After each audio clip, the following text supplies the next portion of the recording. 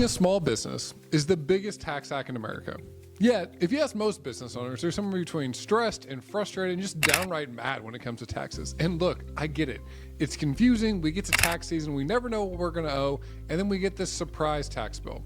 Well, give me the next 7 minutes, and I'm going to give you 3 foundational concepts to understand as a business owner to make sure that you're not overpaying in taxes.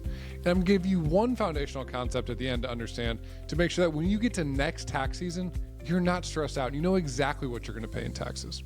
Hey everyone, if we haven't met before, my name is Jacob Turner. I'm a financial planner and co-founder of Mo Private Wealth, where we specifically help business owners like you build and protect wealth. Let's dive in. Now, I mentioned 3 foundational concepts when it comes to taxes, but I want to be honest with you. There's tons of different tax planning moves out there, but that's not what this video is for. This video is to help you go from confused to an expert in the next 7 minutes. So I'm going to give you the 3 foundational concepts that every business owner needs to know. And the fun fact is most people never think about these things. The first one is entity selection. Now, if you're out there and you're saying, oh, Jacob, I got that. I'm set up as an LLC. I'm going to tell you right now, an LLC has nothing to do with how your business is actually taxed. And I want you to think about entity selection like this. There's really 2 types of selections we can make. Do we want to be a pass-through entity, which is what most people are, or do we want to be able to hold the money inside of our business and be taxed on it later? Most business owners out there, most small business owners are taxed as pass-through entities. So sole S corporations, partnerships. That means, again, all the money that you earn, you're going to get taxed on whether you keep it in the business or not. Understanding your entity selection is the key to understanding your tax bill. The second big thing to understand, and this flows directly from entity selection, is how much are you taking in salary? Now, there is big tax planning moves to be made depending on what you're taking in salary and what you're taking in distributions. But the thing I want you to understand is, do you have a reason for the salary that you are taking? This video, we're not going to dive deep into how we calculate salary for our clients, but what I'm going to ask you this. Have you had a conversation with your financial team around why you're paying yourself the salary you're paying yourself? This is one of the biggest tax planning moves you have out there, and you should have a reason behind the amount you pay yourself in salary. The third key pillar I want us to be thinking about is retirement accounts. And this is one of the key pillars to reducing your tax bill, is understanding what retirement accounts you have, what retirement accounts you could add, and how are you accessing or contributing to those retirement accounts today. Now, I mentioned I was going to talk about 3 foundational pillars: entities, salary, retirement accounts.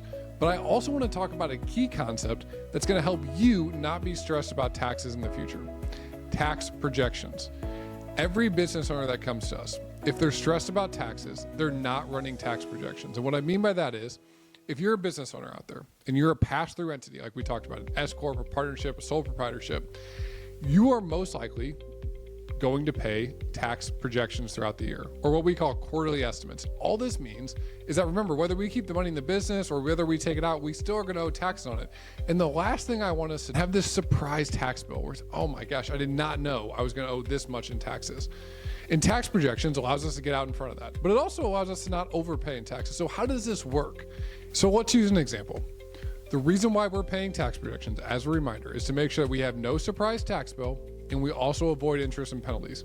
And we want to keep our money as long as we possibly can so it can earn interest and not the IRS. So how do we determine what we should pay in tax projections? Well, we have one of 2 options. We can either pay in 110% of our previous year's tax bill, or we can pay in 90% of what we're projecting to owe that year. So let's use an example. Let's say we paid $250,000 in taxes last year. So we can either pay 110% of that, which is $275,000 in taxes throughout the course of the year. Our other option is to project out what we think we're going to pay in taxes throughout this year. At the end of the year, what do we owe in taxes? And for this business owner, for this example, we'll say we're going to owe $400,000 is what we think we're going to owe in taxes. We can either pay the 110% of that $250,000, which was $275,000, or we could pay 90% of the $400,000 that we're expecting. Now, 90% of $400,000 is $360,000. So what we want to do is we want to pay the lesser of the 2 amounts. We want to pay the $275,000 amount, not the $360,000 amount. And what that's going to allow us to do is avoid interest and penalties. But we need to take this a step further, because remember, this isn't just about avoiding penalties and interest. This is also to make sure that you are not stressed and you are avoiding any surprise tax bill come next tax season.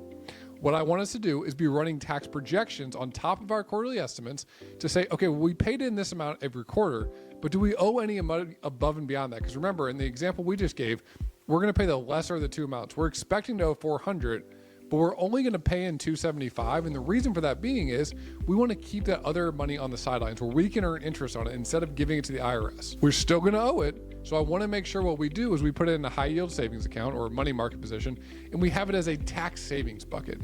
And the reason why I love to do this is you will get to next tax season and you will not be stressed about your tax bill. You will understand about exactly what you're going to owe in taxes, and you're going to have it set aside in a special account. In that account, you're going to be earning interest all along the way. And when it comes time to pay the tax bill, you're going to pay it out of that account. Because remember, you planned for it throughout the whole year. You made quarterly estimates, you ran tax projections, and you made sure that when you got to next tax season, you weren't stressed about your taxes. No, you were the business owner that said, no, I know exactly what I'm going to pay. And what that allowed you to do was not be stressed, but also plan for the future for your business. Taxes can be confusing. There's thousands of different things that we can think about, but if you focus on these foundational concepts, you will be better than 99% of people out there. As always, my goal is to help you get smarter with your money.